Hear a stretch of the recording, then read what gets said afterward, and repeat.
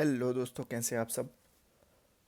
दोस्तों, public administration की fifth lecture में आपका स्वागत है। आज का हमारा टॉपिक रहेगा state versus market and rule of law. दोस्तों, हमने यहाँ तक कंप्लीट कर लिया है एंड आज के वीडियो में आई विल कंप्लीट दिस। फिर उसके बाद ऑर्गेनाइजेशन एक टॉपिक में, ये तीन के तीनों, एंड देन मैनेजमेंट दूसरे वीडियो में मेरा कंप्लीट हो जाएगा, and then instruments of delegation. ये उतने बड़े टॉपिक्स नहीं हैं। एडमिनिस्ट्रेटिव रिफॉर्म्स और गुड गवर्नेंस इस गवर्नेंस ऑलरेडी मैं कवर कर चुका हूँ। सो ये जो मेरा टॉपिक रहेगा, मैं इसको एक छोटा वीडियो में बना दूंगा। So I have 3 videos more left. Fortunately I will be able to complete, and then बाकी चीज़ें सम हाउ डायरेक्टली और इनडायरेक्टली आप लोग पढ़ते आते हैं।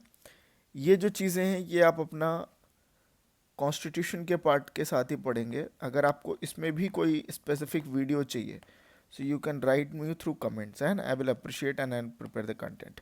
ठीक है, शुरू करते हैं। तो देखो यार, दो टॉपिक है। पहला मैं शुरू कर रहा हूँ स्टेट वर्सेस मार्केट। तो पहले थोड़ा इस टॉपिक का मतलब क्या है ये समझते हैं, देन पब्लिक एडमिनिस्ट्रेशन के पर्सपेक्टिव से। तो देखो, हम लोग पढ़ते हैं ना, दो तीन टाइप की इकोनॉमीज होती हैं। एक होती है मार्केट इकोनॉमी,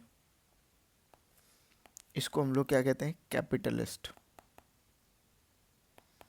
ठीक है। एक होती है स्टेट इकोनॉमी, मतलब which is completely controlled by state itself, that is called communist. मतलब जनरली जो आइडियोलॉजी है, I will go explain, and then there is some mixed economy, right, which some how sociologist या उस perspective से हम देख सकते हैं। तो शुरू करते हैं। मार्केट में क्या होता है, देर इज अ पॉलिसी कॉल्ड लेजे फेयर। आप लोग पॉलिटी में ऑलरेडी ये पढ़ते हैं। इसका मतलब होता है कि state has no role, has no और वेरी मिनिमल रोल। ठीक है। एंड इसका फ़ायदा क्या होता है कि market is the one who does maximum administration. अब मैं एडमिनिस्ट्रेशन पे वापस आ रहा हूँ। सो मार्केट क्या करता है, मैक्सिमम एडमिनिस्ट्रेशन करता है। मतलब प्राइस कंट्रोल, ऑटोनॉमिक, ज़्यादातर रूल्स भी, and most important strategy plus management. अब याद होगा आपको, मैंने लास्ट वाले में इसको ऑलरेडी ख़त्म किया था। सो ये दो के दोनों पार्ट ऐसे केसेस में ये करता है। तो स्टेट वर्सेस जो मार्केट है, it is somehow the scope of administration की बात हो रही है। Should state govern the most और should market govern the most. Okay. Now communist में क्या था, ये जो आइडिया था, it was all state controlled. तो state was doing the strategy plus management as well. और इन दोनों के बीच का रास्ता है मिक्स्ड इकोनॉमी, जिसमें some part of strategy is done by, basically it is S plus M. Now ma'am, when I saying S plus M means state plus market. Similarly management also. तो इन तीनों ऑप्शंस में से सबकी अपने pros हैं, right, and सबके अपने cons हैं। एंड इसी स्टडी का हमको आज बात करना है दोस्तों। This is the topic, simple. अगर आप ये पूरी चीज़ समझ गए हैं तो मेरा आगे की क्लास खत्म, कोई ज़रूरत ही नहीं आपको समझने की। चलो शुरू करते हैं। तो देखो, प्राइवेट वर्सेस पब्लिक हमने ऑलरेडी बात कर लिया था। एक था एफिशिएंसी ड्रिवन, एक था पब्लिक सेंटर ड्रिवन, देन आया state versus market, then public with state जो आजकल चल रहा है। मैंने आपको ट्रिपल पी के कई सारे मोडेलिटीज़ बताएं। अभी भी चीज़ें कई सारी रिजॉल्ट है। अगर हम ट्रिपल पी में जाते हैं तो पीपल पीछे रह जाते हैं, मतलब पीपल सेंट्रिक नहीं हो पाता, कॉस्ट काफ़ी ज़्यादा ऊपर चढ़ जाता है। देन अगर मार्केट इतना बढ़िया ही है, तो अगर मार्केट कल को फेल कर गया, अगर मान लीजिए सपोज कीजिए हम अभी स्टेट से धीरे धीरे पावर डिसेंट्रलाइज करते गए towards market, and there is some point of time when the market collapses, तब तक स्टेट अपना कंट्रोल खो चुका होगा, क्योंकि स्टेट के हाथ में कुछ होगा नहीं। Then you will see mass recession, जैसे अमेरिका में हुआ। अमेरिका में कितने लोग डिप्रेस हुए ड्यूरिंग 2007 एंड 8। Same was 1929। अगर सेकेंड वर्ल्ड वॉर नहीं हुआ होता तो शायद America would not be that great as it was before Trump. No comments. So ultimately market को अगर हम पूरा कंट्रोल देते हैं तो देर इज़ अ रिस्क. अगर मार्केट फेलियर होता है तो दिक्कत है. अब अगर मान लो पूरा स्टेट को कंट्रोल देते हैं तो स्टेट की अपनी इनएफिशिएंसीज हैं. तो इन दोनों में से चूज क्या करें एंड देन इसके क्या इम्प्लीकेशंस हैं. ठीक है. So this is whole thing we are going to talk. So इसका अगर हम थ्योरेटिकल फाउंडेशंस दें तो ये एक प्रोमिनेंट थिंकर है जिनका नाम आप बार बार सुनते होंगे. That is called Adam Smith. Invisible hand. Invisible hand का मतलब ये है यार कि state should act behind the curtain. आप सोचो एक सेंटर स्टेज है. इस सेंटर स्टेज में कुछ स्टेट प्लेयर्स आपस में इंटरेक्ट कर रहे हैं, बिजनेस चल रहे हैं, इनके पीछे गवर्नमेंट है. So basically Adam Smith is trying to say so government should build over the foundation. Foundation देखो कितनी जितनी ज़्यादा स्ट्रांग रहेगी उतना ज़्यादा स्ट्रांग बिल्डिंग होगा. एंड ये जो ब्रिक प्लस इंटीरियर वर्क का काम है ये आप दे दो मार्केट को.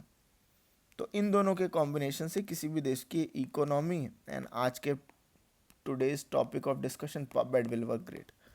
सिमिलरली किनीजियन जो इकोनॉमिक्स है इनका कहना था कि state intervention to stabilize economy.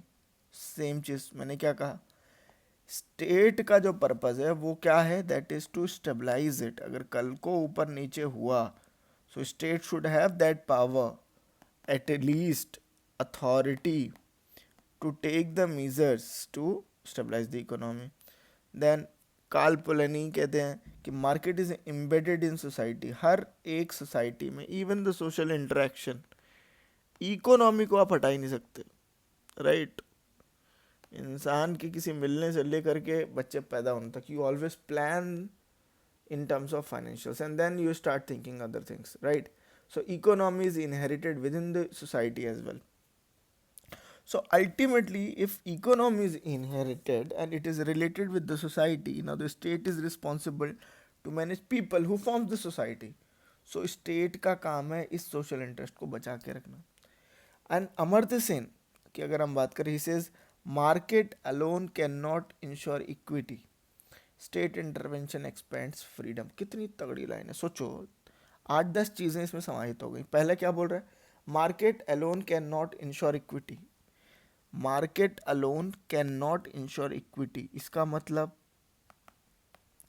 Just distribution of wealth नहीं होगा. Right. Gini coefficient will move towards 1. कौन मुझे बताएगा what is Gini coefficient and कैसे हम लोग उसको मेजर करते हैं. I would request you to write it on comment. ठीक है. एंड इससे रिलेटेड कौन सा कर्व है, एंड ये हमारे सीजीपीएससी में पूछा गया था. चल then state intervention expands freedom. इसका मतलब ये है कि स्टेट का इंटरवेंशन अगर टाइमली मिलता रहे उससे फ्रीडम बढ़ेगी. Freedom regulated freedom. क्यों. अब ये कितनी अजीब लाइन है कि स्टेट इंटरवेंशन भी दे रहे हैं इससे फ्रीडम भी बढ़ रही है.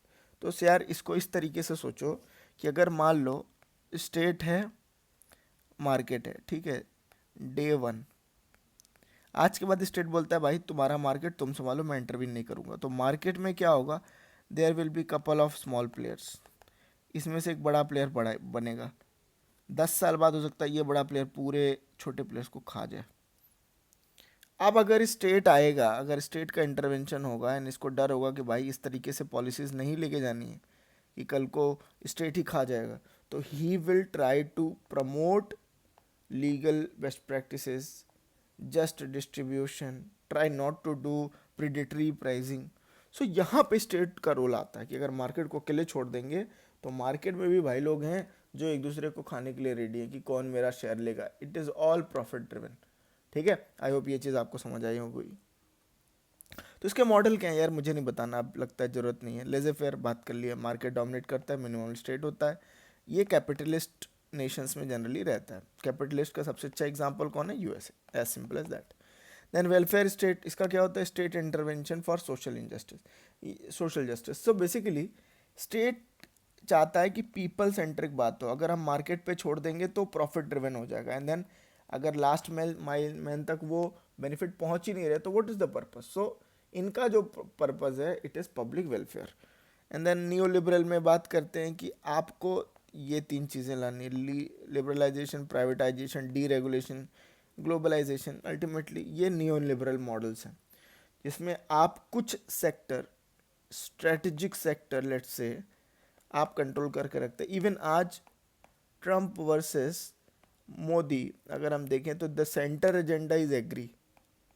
Now India is saying I will not open my agricultural sector because my 50 to 55% population will die. अगर आपके प्रोडक्ट्स आ गए, मेरा मार्जिनल या सब्सिस्टेंस वाले फार्मर्स है वो बेचारे क्या करेंगे?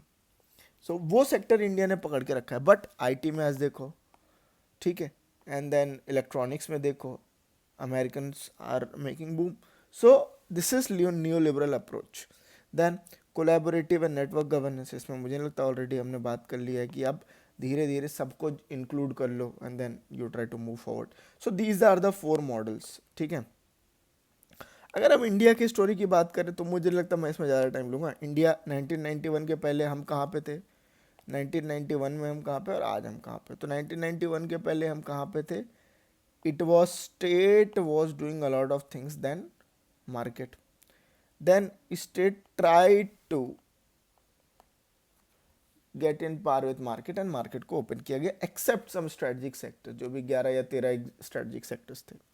आज के टाइम पे क्या, we are trying to balance, S is almost equal to M. कुछ स्केयर होल डिफाइंड है, कुछ square hole defined, and we have that clarity that who needs to do what, right. So अब आते हैं हमारे conclusion वाले slide में, state versus market में, कि अभी भी इन दोनों में आपस में चैलेंज है। जैसे मार्केट एक्सेस, अगर मार्केट की अधिकता हुई तो इनइक्वालिटी बढ़ेगी, क्रोनी कैपिटलिज्म बढ़ेगा, कॉर्पोरेट मोनोपोलीज होंगी जिसके बारे में हम ऑलरेडी बात कर चुके हैं। अगर स्टेट की एक्सेस होगी तो इनएफिशिएंसी बढ़ेगी, रेड टेप बढ़ेगा, करप्शन बढ़ेगा, फिजिकल बर्डन बढ़ेगा, इवन रेगुलेटरी कैप्चर होगा। Globalization versus protection of domestic industries, best example is today's scenario में India's agricultural sector, right. And then welfare responsibility versus physical deficient, हमारा काम तो लोगों को भला करना है, बट क्या पैसे बर्बाद कर सकते हैं? Most wonderful example was Greece fall out of 2015-16। So तगड़े तगड़े एग्जाम्पल्स हैं। अब इसका सॉल्यूशन क्या होना चाहिए? There should be a regulatory framework, ठीक है। बैलेंस्ड प्राइवेटाइजेशन, याद रखना 100% नहीं बोल रहा है, बैलेंस्ड बोल रहा है। बहुत अच्छे तगड़े वर्ड्स हैं ये, and then I want you to use in your answers. Then PPPs, already इस पे काम चल रहा है, डिजिटल गवर्नेंस, कोलैबोरेटिव गवर्नेंस। तो अगर आप ये देखोगे इन सारे सेक्टर्स पे करेंटली गवर्नमेंट इज डूइंग। अब मेरी रिक्वेस्ट ये रहेगी कि इसके सामने आज का गवर्नमेंट का कोई एक एफर्ट आप ऐड कर लो, it will add value to your answers. So दोस्तों इस तरीके से हमारा फर्स्ट पार्ट खत्म हो गया। Now we are talking about rule of law. तो देखो this idea rule of law is French origin, ठीक है, सिंपल समझ लेना। फ्रेंच ओरिजिन क्यों? क्योंकि फ्रेंच ओरिजिन में क्या था, याद करो, liberty, fraternity and liberty, fraternity, अरे यार मैं थर्ड वाला भूल गया, मुझे बताओ what was the third word? ठीक है, लिबर्टी, फ्रेटर्निटी, चलो यार मुझे फिर से रिवाइज करना पड़ेगा, ठीक है। ओके सो आगे बढ़ते हैं। नाउ इसमें क्या कहता है कि रूल ऑफ लॉ का मतलब क्या है? सिंपल कि यार principles of law not format. Basically किसका राज होना चाहिए? कानून का। कानून जो कहता है उसके हिसाब से मानेंगे, रमेश या सुरेश से फर्क नहीं पड़ना चाहिए, जो बोले कानून उसके हिसाब से हमको चलना है। क्लियर है? Are we clear? Good. So ये किसी भी डेमोक्रेटिक सोसाइटी का this is a building block. इसीलिए अथॉरिटेरियन जो भी स्टेट्स हैं उनको अभी भी आज का जो मॉडल सिनेरियो है उनको सर्टेनिटी से नहीं देखता। They don't consider them as a stable partners. Although आजकल जो डेमोक्रेसीज हैं उनमें भी अनस्टेबल लीडर्स आज के अनस्टेबिलिटी बढ़ा सकते हैं, but still, right. So rule of law is one of the basic structure doctrine में भी इसको हमारे कॉन्स्टिट्यूशन, हमारे सुप्रीम कोर्ट ने डिफाइन किया। ऑल्दो इंडियन कॉन्स्टिट्यूशन में इसका कोई जिक्र नहीं है, but it is somehow inherited, क्योंकि कॉन्स्टिट्यूशन का मतलब बनाने का ही मतलब जिस तरीके से हमारा बना है, that is to lay down the principles of rule of law. ठीक है, अब रूल ऑफ लॉ का मतलब क्या है कि यार देखो, एक जो कानून है ये सही कानून बनना चाहिए, न्याय संगत कानून बनना चाहिए। क्या बात है यार, न्याय संगत कानून, पहला वर्ड। मेरे एक दोस्त ने कहा कि सर आप हिंदी में पढ़ाइए, तो मैं कोशिश करूंगा आगे आने वाले समय में हिंदी में पढ़ाने की। बट दोस्त, हिंदी टाइपिंग अपने आप में एक टास्क है। I will try to do it, because मेरी टीम अभी छोटी है, बट हम ज़रूर करेंगे। ठीक है। देन ओपन गवर्नमेंट, यहाँ ओपन गवर्नमेंट का मतलब है ट्रांसपेरेंट। एंड इसमें बहुत अच्छा लगता है ना कि sunlight is the best disinfectant. Sunlight is the best disinfectant. आप लोग ज़रूर इस लाइन को यहाँ पे ऐड कर सकते हैं। Then impartial and accessible justice, most important. Judiciary अगर है ही नहीं तो रूल ऑफ लॉ है कि नहीं पता ही कैसे चलेगा। And then accountability, government should be accountable. So this whole idea rule of law is based on this principle कि there should be rule of the law not the people। इसका मतलब ये है कि कल को हमारे ऑनेबल कोई मिनिस्टर जा रहे हैं, उन्होंने ट्रैफिक सिग्नल तोड़ दिया, ठीक है, तो उनके ऊपर भी चालान होना चाहिए। ठीक है। एंड देन आगे बढ़ते हैं। अब इस पूरे कॉन्सेप्ट को पैदा करने वाले थे डाइसी साहब। उन्होंने 90s में एक किताब निकाली थी, that was based on rule of law. And इन्होंने इसके 3 पिलर्स बताए, बड़े इंपॉर्टेंट है, सिंपल है। लॉ इज सुप्रीम, मतलब कानून सर्वोपरि है। ऑल्दो कानून आप अपडेट करते रहिए, उसको अपडेट करने के लिए भी आपको समय समय पे करना पड़ेगा। And then most important is equality before law, कानून के सामने सब बराबर हैं। पहला, कानून का राज। दूसरा, समानता। एंड तीसरा, लोगों के अंदर लीगल स्पिरिट होनी चाहिए। मतलब अब जैसे एक केस हुआ था, ठीक है, there was a case in Hyderabad where rape culprits, I should not call them culprits, but convicts were encountered, right? And in that case it was a lot of things were said कि ये हुआ वो हुआ and everything like that, but was it right? लोगों के अंदर ये शक्ति होनी चाहिए, ये इच्छा शक्ति होनी चाहिए कि अगर कल को ये जुडिशरी के पास जाएंगे तो उनको न्याय मिलेगा। एंड देन उनको न्याय के प्रति सम्मान होना चाहिए। अगर न्याय के प्रति सम्मान नहीं है, उन्हें नहीं लगता कि न्याय मिलेगा या लेट से मिलेगा, तो दिक्कत है भाई। ठीक है, आगे बढ़ते हैं।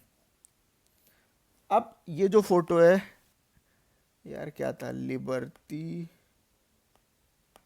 फ्रेटर्निटी इक्वलिटी था क्या, what was that third word, अब वो तो परेशान कर दिया। सो बेसिकली ये डाइसी के लॉ के पे बात हो रही है यार। Dicey's law which says that no one is above the law, 3 principle, equality before law, accountability and non arbitrariness. ये लेडी हैं फ्रेंच रिवॉल्यूशन के समय, आपने इनकी फ़ोटो देखी होगी क्लास 10th वाली किताब में। और भी थिंकर्स हैं जिसके बारे में बात करते हैं। इसके पहले एक छोटा सा फंडा आपको समझा देता हूँ कि यार रूल ऑफ लॉ के को लेके, and this I have taken from one of peer coaching institute at YouTube, so I should give credits to her, कि इसको अगर 2 तरीके से भी समझा सकते हैं। अगर फॉर्मल तरीके से बोलें तो यार जो अपन समझ रहे हैं वही कि एक आदमी का न्याय नहीं चलना चाहिए, जबकि ऑर्गेनाइज्ड पावर होनी चाहिए। बेसिकली एक ड्यू प्रोसेस को लेके आपको कानून बनाना है। आइडियलिस्टिक कहता है कि rule of law sets an ideal relationship between people and government. कैसे? इसमें क्या होता है, जैसे मैं आपको बताया था ना, theory of social contract, similar to that. उसमें क्या कहता है कि एक एथिकल कोड बन जाता है लोगों को, कि उनको अपना कानून मानना है, सही तरीके से रहना है, ट्रैफिक नियमों का पालन करना है, और उनको ये भी इंश्योर कराना है कि उनके अंदर इक्वालिटी, फ्रीडम, ये सारा का सारा है। तो इक्वालिटी था, इक्वालिटी, लिबर्टी, फ्रेटर्निटी था शायद। यार ये तो 3 वर्ड्स मुझे परेशान करेंगे, मुझे बताना यार क्या था। ओके, सो इसमें भी कुछ थिंकर्स ने बोला, जैसे जोसेफ रेज ने कहा कि rule of law as procedural safeguard most important. क्या कहता है कि अगर रूल ऑफ लॉ है तो सबको पता है कि कैसे करना है काम, सबके अंदर एक बाइंडिंग फोर्स है, and then it sets a procedure, it brings clarity, predictability and consistency. Ultimately, consistency is very important to govern any state. अब ये कैसे कंसिस्टेंसी, इस कंसिस्टेंसी का मतलब है टू अबाइड द लॉ। लोगों को कानून का जितना ज़्यादा वो पालन करेंगे, उनका गवर्नेंस या गवर्नमेंट सिस्टम उतना ज़्यादा एफिशिएंस होगा। देन लॉन फ्यूलर कहते हैं कि there is an inner morality of law. ये हाइक कहते हैं कि rule of law protects liberty against state overreach. Most important, ये इसको निगेटिव कनोटेशन में लेके जाते हैं कि स्टेट आर्बिट्ररीली किसी के ऊपर राज नहीं कर सकता। अब अगर स्टेट के ही अंदर हमने बाइंडेशन लगा दी तो रूल किसका हुआ? लॉ का। सो इस तरीके से और थिंकर्स ने इसको ऐड किया। So ultimately rule of law आखिर करता क्या है पब में या पब्लिक एडमिनिस्ट्रेशन है सब्जेक्ट में? ये पहला इनकरेज करता है एथिकल कंडक्ट को, ठीक है।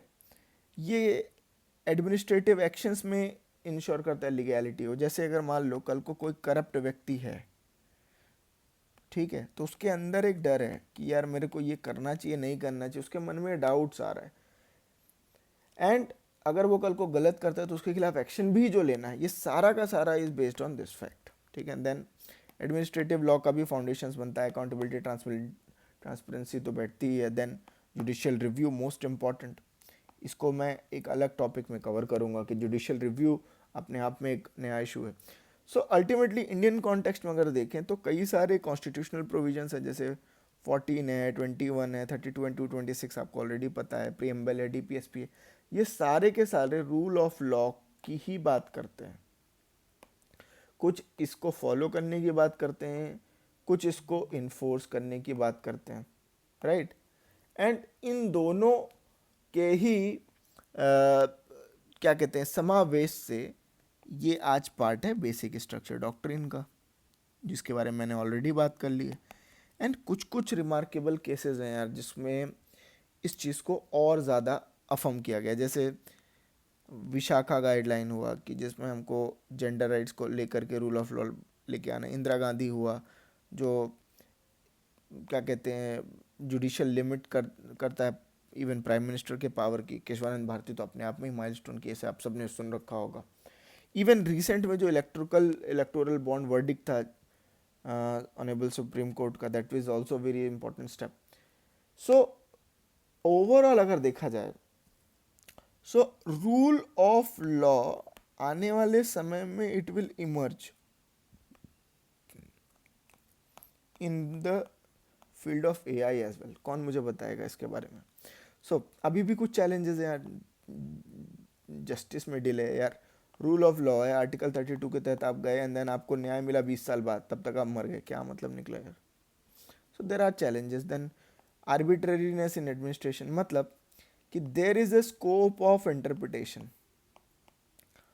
एक पुलिस वाला उसी को पॉजिटिव लेके बना देगा, केस बना सकता है, एक उसी को नेगेटिव लेके। देन पॉलिटिकल इन्फ्लुएंस बहुत ज़्यादा है अभी भी। रूल ऑफ लॉ और पॉपुलिज्म, अब याद रखना पॉपुलिज्म वही था कि उस समय क्या हुआ जब हैदराबाद वाले केस में इनकाउंटर किया गया, so the people were clapping, they were doing the clap, बहुत बढ़िया किया भैया, क्लैप क्लैप क्लैप किया, आपने मार डाला मार डाला मार। सो इमेजिन यहाँ पे populace is not supporting the legal spirit and which is not very good. Even mob lynching को लेके अब जाके कुछ एक कानून बना, उसके पहले तक हमारे आज़ादी के 70 साल तक हमारे पास कोई कानून नहीं था। Then regulatory capture, obviously there is also people who can influence the regulatory bodies.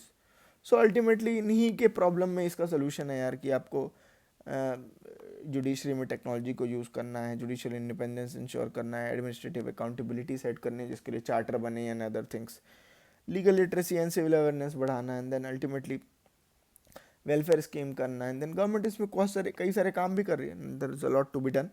So I hope ये पूरा का पूरा टॉपिक आपको पसंद आया होगा। अगर हम छोटे से में एक बार कंक्लूड करते हैं, सो रूल ऑफ लॉ क्या है कि किसी भी अच्छे गवर्नेंस का बेडरॉक है, एंड ये एफिशिएंसी कहीं जस्टिस को तो नहीं खा गई, इस चीज़ को लेके इंश्योर करता है। साथ ही साथ ये स्टेट पावर और मार्केट एक्टिविटी के बीच इंडिया में बैलेंस बनाने का काम करता है। मोस्ट इंपॉर्टेंट लाइन भाई साहब, ये लाइन मुझे बहुत तगड़ी लगी भी जब मैं पढ़ रहा था, without rule of law democracy itself is a facade. भाई साहब, imagine what a line. Without rule of law democracy itself is a facade, and I want you to use these in your answers. So I hope ये video आपको पसंद आया होगा दोस्तों। मिलते हैं अगले लेक्चर में, हमारे साथ बने रहिए and keep supporting us. And I would request कि यार अगर आप मुझे अच्छे व्यूज़ नहीं दोगे तो भाई मन कहाँ से करेगा। चलो मिलते हैं अगले लेक्चर में, बाय बाय, गुड नाइट।